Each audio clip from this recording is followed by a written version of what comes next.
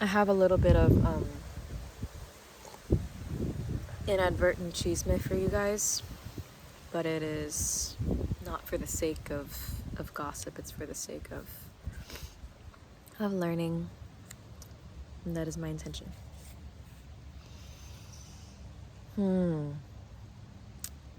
Hold yourself in the highest regard and don't look back. Whenever you turn down something that is inadequate, even if a part of you is trying to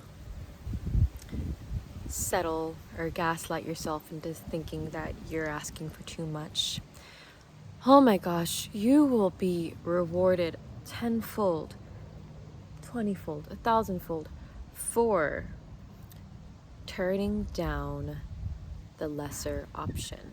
Whatever that is for you. You don't have to degrade that option, whether it's a person, place, or thing, but it's knowing deep down that that is not what you want for yourself. And instead of settling for it out of fear, turning it down gracefully, being like, no, thank you, even if it means that you're alone in some respect, you will be indefinitely, substantially rewarded. How do I know this? Because it's one of the most prevalent observations that I've ever held in my life. And if you are open to this message and you listen to all the cues and clues in your life, you will notice the same thing if you haven't already. I hope that plane isn't too loud, but it's so funny that this plane is passing by because I'm a bit reluctant to say what I'm about to say. And I think that this plane passing by being so loud overhead is just a reflection of that. So I was in a relationship for a lot of last year, and in hindsight, I realized that we both kind of knew that we weren't for one another, but we really wanted it to be something that it just wasn't, and that it wasn't going to be. We couldn't be the people that we wanted each other to be, that we were looking for in a partnership. And while some things did not play out as gracefully as they could have from both of our ends and everything in between,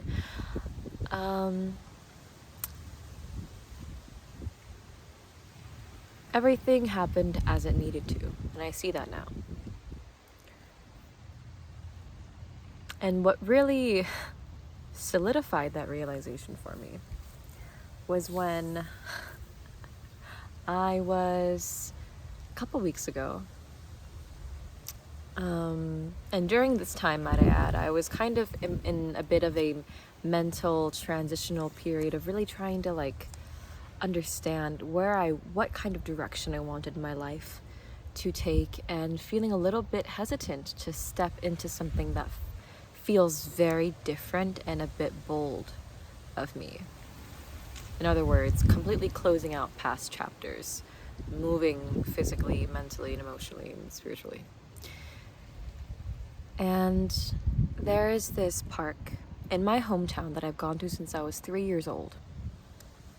My grandparents used to live there, and my grandma, who lived there, recently passed. Recent, I mean like in the last couple years. And I see her as someone in my family's lineage who's done a good amount of spiritual work for us, and you know, a certain respect. That's the way I see it. And I go to this park when I want to receive some guidance from her. And this was just after doing some work that day. I thought I would go for a walk there. Hadn't been in a little bit, and I was very open to a message from her spirit, some guidance, because I was seeking guidance and sort of confirmation to move in a direction that I wanted to. And what do you know? When I arrive there, I see my ex-boyfriend cuddling in the grass with another girl who I have met before. And at first I was like, no, there's no way. What are the chances? What are the chances? Like, it's probably just some other people. Who cares? But and because I had that thought in my head, I sat down in the grass, like maybe 10 feet away from them, because there was just like this small little hill in front of the lake that I wanted to sit and do some tarot. But I got this weird feeling up my spine because those two people that I now know were them were sitting or laying behind me. I felt the presence behind me, which I wouldn't normally feel with just any random stranger. And I started pulling cards, and I asked the cards, do I move? And the oracle cards, stillness and reverse, flew out right away. And I was like, okay.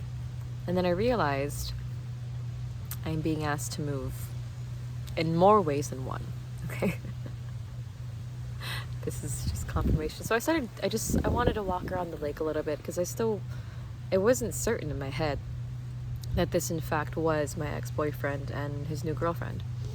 And so I was just, walking around, listening to this track that a producer had sent me. And as I was leaving, I saw them a little bit more clearly because they were also leaving. And I was doing like my final lap around the lake. And like I still didn't want to believe that it was them, because I was like, they're like, what? Come on, like, what are the chances? Like, this is a fairly empty park. Like what? But then the more I thought about it, the more it made sense, because he also took me there during one of our first dates. So I guess history repeats itself. And so, yeah, so as I was leaving, I received confirmation that it was them. And then I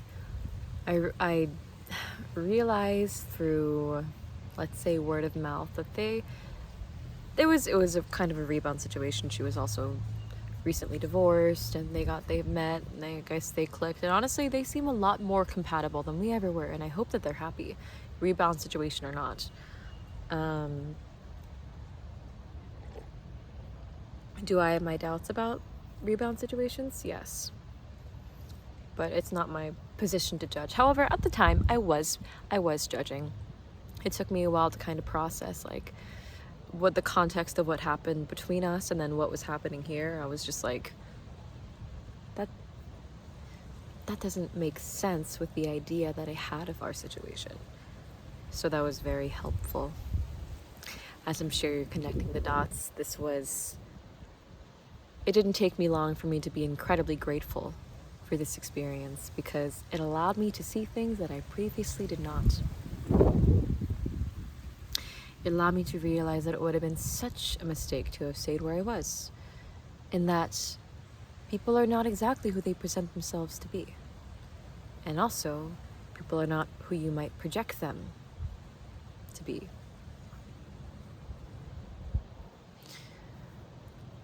And so, seeing him with his new person who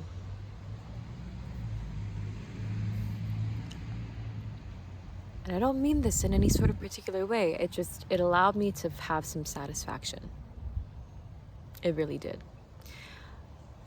And relief. Of like, wow, now that I see this, it feels so much more clear to me. Now that I can see this from an outside perspective, months later,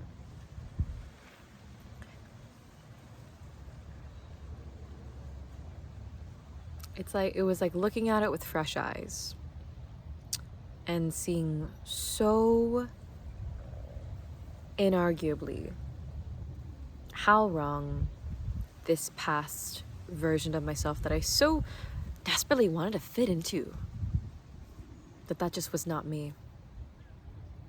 That was so limiting of me to abandon a version of myself that I wanted to be, that I'm now stepping into, for fear of maybe never getting there, and so settling for something that felt more accessible and maybe even more acceptable.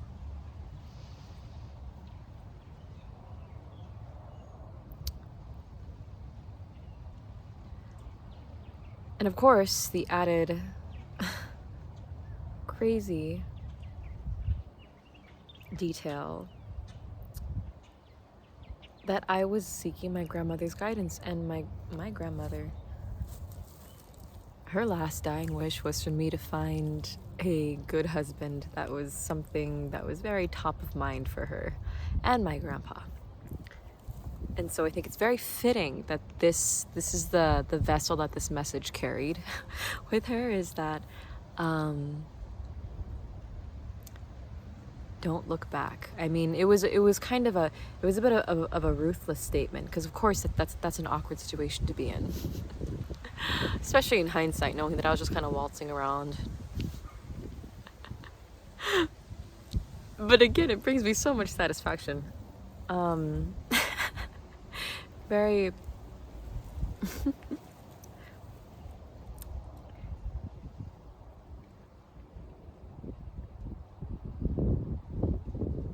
when you step into a place that you are closing the chapter in, and you feel the contrast between how your authentic life feels versus that past example of what you thought you needed to be, just that contrast alone and the reflections it can spark, and how much you have deliberately chosen to change and grow, the reminder of your sovereignty. It's a beautiful, beautiful thing. And so, all this to say that when you are open to these ideas, that you are inextricably rewarded for choosing your authentic path, no matter what it looks like or how it compares to other people's, or how accessible people deem it to be for you or anybody. You will be shown confirmation of otherwise. You, even in the most unpredictable, strange ways. This message had to be shown to me this way, because this is something that, it's one of the few things that would have made such an impression on me. This past relationship and the history that was attached to this person, right? This was the perfect vessel for this message to be casted to me, because again, few things would have made such a particular impression on me. And that impression and that revitalization, and with just making the acquaintance of this more honest version of me,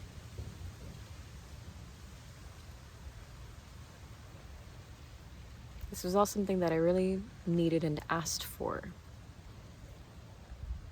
Not so specifically, but in a broader sense, like I described earlier. This is what it means to ask and you shall receive. You don't always know what exactly you're asking for and what you're going to receive, but if you're open and if you're listening,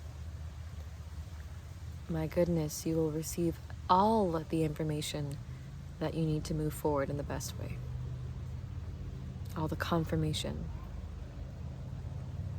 all the insight. Because I didn't have to see that.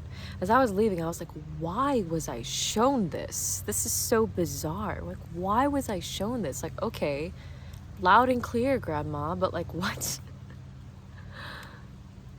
And after probably just like, I don't know, sleeping on it, I think, is when I had the clarity to see what was being presented to me, even in such bizarre packaging.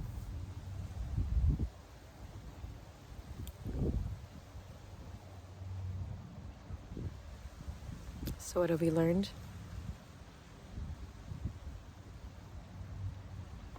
Don't settle. It's always out of fear. Fear will keep you in a small, limiting, restricted position, and you will then try to compensate later in ways that you're not going to be proud of.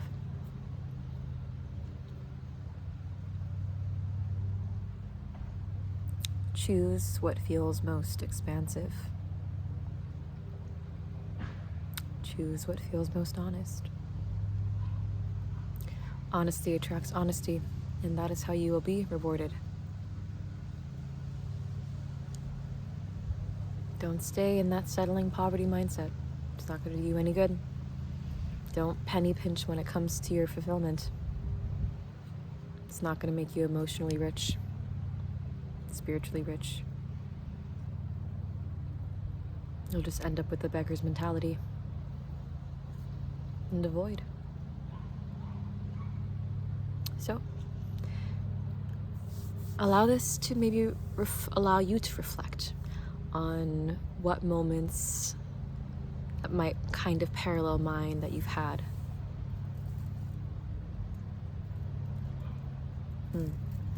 See these dragonflies having a little bit of fun together.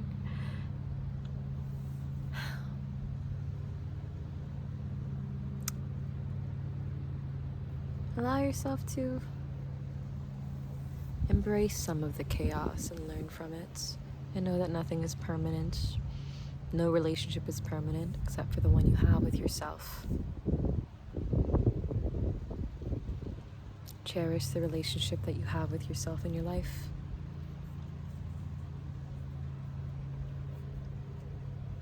That is first and foremost. And that's where I'm going to leave that there. So,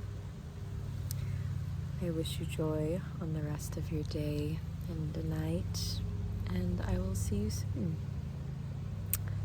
Love you.